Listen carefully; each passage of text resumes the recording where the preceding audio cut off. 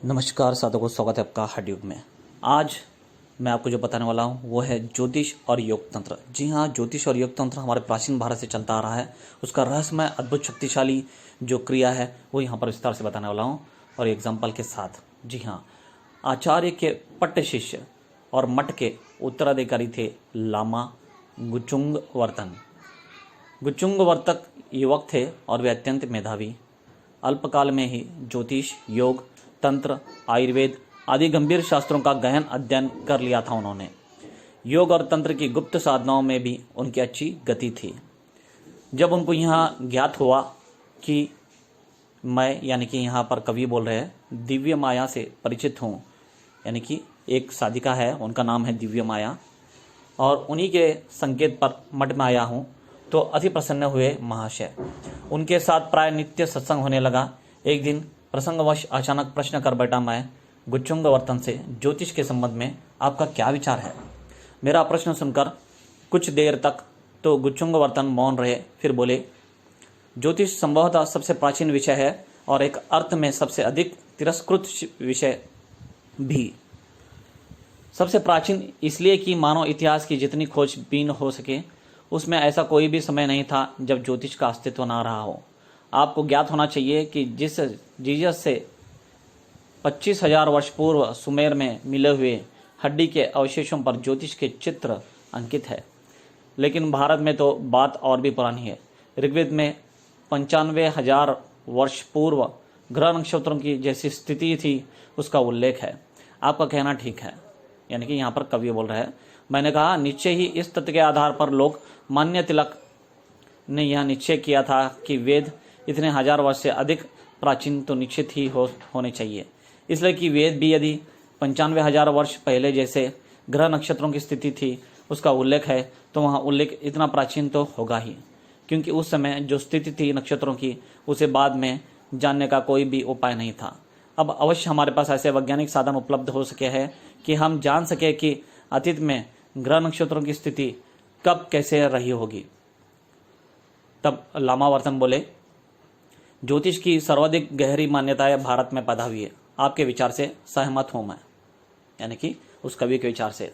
लामा वर्तन आगे बोले, सच तो यह है कि ज्योतिष के कारण ही गणित का जन्म हुआ।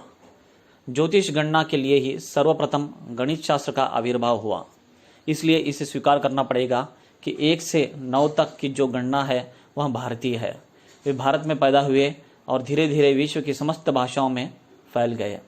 जिसे आप अंग्रेजी में 9 कहते हैं वहाँ संस्कृत में नवम का ही रूपांतरण है। जिसे अंग्रेजी में आप 8 कहते हैं वहाँ संस्कृत के अष्टम का ही रूपांतरण है। सारांश यहाँ कि 1 से लेकर 9 तक की संख्या जगत की समस्त भाषाओं के गणित शास्त्र में प्रचलित है। कहने की आवश्यकता नहीं, यहाँ प्रचलन भारतीय ज्योतिष के प्रभाव से ही हुआ है। थोड़ा रुककर लामा वर्तन आगे बोले, भारत में ज्योतिष की पहली किरण सुमेर की सभ्यता से पहुंची, यानी कि सुमेरियन सिविलाइजेशन जो आप कहते हैं, जो सुना होगा या पढ़ा होगा, उसके बारे में यहाँ पर बता रहे हैं लामा वर्तन कवि को। ठीक है, तो इस विषय में ये शास्त्र है, शास्त्र में चर्चा हो रही है और उसमें आगे बताया गया, सुमेरियो वासियों ने सबसे पहले ईसा से लगभग 6, यानी कि थोड़ा रुककर लामा वर्तन आगे बोले, भारत में ज्योतिष की पहली किरण सुमेर की सभ्यता से पहले सुमेरवासियों ने सबसे पहले ईसा से लगभग 6,000 वर्ष पूर्व पश्चिम के जगत के लिए ज्योतिष का द्वार खोला। सुमेरवासियों ने सबसे पहले नक्षत्रों के वैज्ञानिक अध्ययन की आधारशिलाएं रखी। उन्होंने 700 फीट ऊंचे कई मीनार बनाए और उन मीनारों पर सुमेर के पुरोहित 24 घंटे आकाश का अध्ययन करते थे बैठकर। सुमेर के तत्वविदों को इस गहरे सूत्र का पता चल गया था कि मानव जगत में जो भी घटित होता है उसका मूल स्रोत एकमात्र नक्षत्र ही होते हैं। आज का बुद्धिजीवी वर्ग यह समझता है कि ज्योतिष विकसित विज्ञान नहीं है। प्रारंभ तो उसका विकास हुआ और फिर वहाँ विकास समाप्त हो गया, लेकिन मेरे, यानी कि यहाँ पर कवि बता रहे हैं कि उनके विचार से स्थिति विपरीत है। ज्योतिष किसी अत्यंत विकसित सभ्यता के द्वारा अविकसित विज्ञान है, लेकिन फिर भी वहाँ सभ्यता खो गई। देखिए कितना विस्तार से बताया गया है कि ज्योतिष और तंत्र योग में क्या फर्क है और क्या गहन रहस्य है, क्या इनके शक्तिशाली है। द्वारा विकसित विज्ञान है, लेकिन फिर भी वहाँ सभ्यता खो गई। हमारे हाथ में ज्योतिष के अधूरे सूत्र रह गए, यानी कि हमारे हाथ में फिलहाल जो ज्योतिष के सूत्र है वो अधूरे है, पूर्ण नहीं है। और ये बहुत ही रहस्यमय शक्तिशाली साधना है ज्योतिष साधना, ठीक है, जो कि नक्षत्र पर विस्तार से बताया गया है। लामावर्तन बोले ज्योतिष कोई नया विज्ञान नहीं है जिसे विकसित होना है, बल्कि कोई विज्ञान है जो पूरी तरह कभी किसी काल में विकसित हुआ था और फिर जिस सभ्यता ने उसे विकसित किया था वहाँ खो गई। और सभ्यताएं रोज आती है और खो जाती है, फिर उनके द्वारा विकसित चीज़ें भी अपने मौलिक आधार खो देती है, सूत्र भूल जाते हैं, उनकी आधारशिलाएं भी खो जाती है। लामावर्तन थोड़ा रोक कर आगे बोले, शर्मा जी भविष्य बिल्कुल, यानी कि वो कवि का नाम है शर्मा जी, भविष्य बिल्कुल अनिश्चित नहीं है। हमारा ज्ञान ही अनिश्चित है, हमारे अज्ञान की मात्रा अधिक है, इसी कारण हमें भविष्य में कुछ दिखाई नहीं पड़ता। अज्ञान भारी होने से हम अंधे हैं, भविष्य का हमें कुछ भी दिखलाई नहीं दिखलाई पड़ता है। इसलिए हम कहते हैं कि निश्चित नहीं है, कोई भी बात को हम निश्चित नहीं है। लेकिन ना भविष्य में देखने की प्रक्रिया है, तात्पर्य यह है कि ज्योतिष केवल इतनी ही बात नहीं है कि ग्रह नक्षत्र क्या कहते हैं, उनकी गणना क्या करती है। यहाँ तो केवल ज्योतिष का एक आयाम है। फिर भविष्य को जानने के लिए इसके अतिरिक्त भी कई आयाम हैं, जैसे हाथ पैर की रेखाएं, माथे की रेखाएं आदि। इनके अतिरिक्त मनुष्य के शरीर में छुपे हुए चक्र है। उन चक्र यानी कि उन सभी चक्रों की अपनी अपनी गति है, अपना अपना संवेदन है।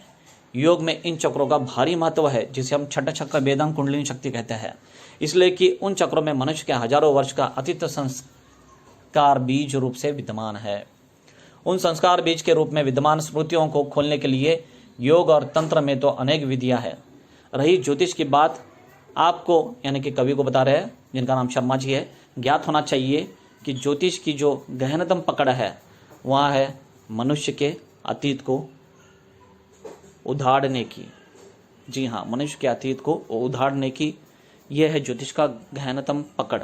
क्योंकि यहाँ पर आगे बता रहे हैं कवि को वर्तन लामा, क्योंकि मनुष्य के अतीत का अगर पूरा पता चल जाए तो उसके पूरे भविष्य का पता अपने आप चल सकता है, क्योंकि उसका भविष्य उसके अतीत से जन्मेगा।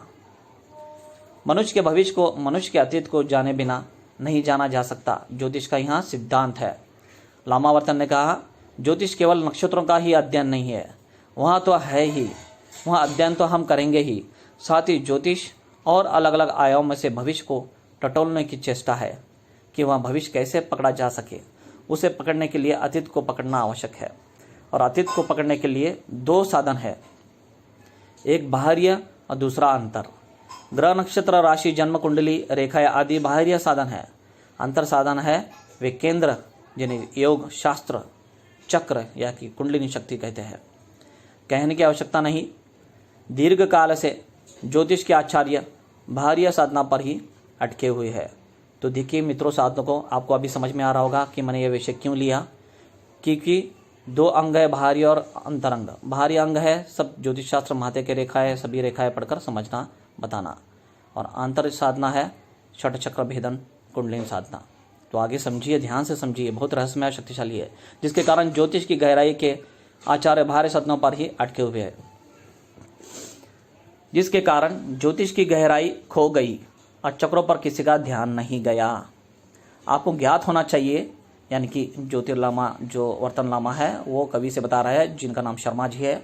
आपको ज्ञात होना चाहिए ज्योतिष मूलतः भविष्य की तलाश है और विज्ञान मूलतः अतीत और वर्तमान की खोज है। देखिए क्या सही बताया, विज्ञान इस बात की खोज है कि आज क्या है, कारण क्या है, और ज्योतिष इस बात की खोज है कि कल क्या होगा, परिणाम क्या होगा। इन दोनों प्रश्नों का सही और सटीक उत्तर चक्रों से ही प्राप्त हो सकता है और किसी साधन से नहीं। मैंने कहा, यानी कि शर्मा जी जो कवि है वो बता रहे हैं, इससे स्पष्ट है कि ज्योतिष का योग से गहरा संबंध है ही, इसमें क्या संदेह है। योग से है ही, तंत्र से भी है। आगे आपको इसका पता चल जाएगा। आपको ज्ञात होना चाहिए कि चक्रों की कुल संख्या 7 है। तो बस यहाँ पर ये पहला भाग था, आप इसको ध्यान से समझे। नहीं समझ में आया तो मुझे कमेंट्स करें, मैं आपको बताऊंगा। बहुत ही गहरा विषय है ये, ज्योतिष शास्त्र और योग तंत्र। तो ये पसंद आया होगा तो अगला वीडियो में भाग 2 लेकर आऊँगा। बस इतना ही था इस वीडियो में। मिलते हैं अगले वीडियो में, तब तक लिए स्वस्थ रहिए, व्यस्त रहिए। धन्यवाद।